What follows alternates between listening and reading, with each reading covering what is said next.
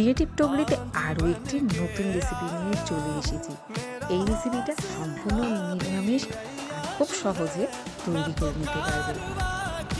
এটা আমি মটর ডাল দিয়ে ধোকা বানাচ্ছি।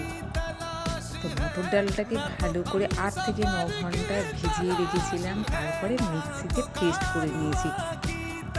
সেটাকে একটু তেল দিয়ে এভাবে ধোকার মতো তৈরি করে নিয়েছি, বরফির মতো কেটে নিয়েছি। আর মশলা এখানে আদা আর জিরে বাটা একটা টমেটো দিয়ে বেটে নিয়েছি। খুব সহজ এই রেসিপিটা।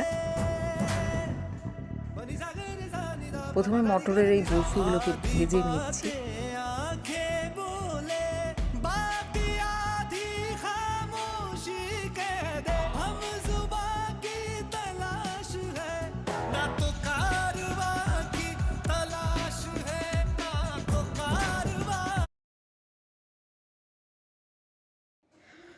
সমস্ত বরফিগুলোকে এইভাবে ভেজে নিয়ে তারপরে মশলা যেটা দিয়ে, আপনারা যদি পেঁয়াজ দিতে চান পেঁয়াজ দিয়েও বানাতে পারেন।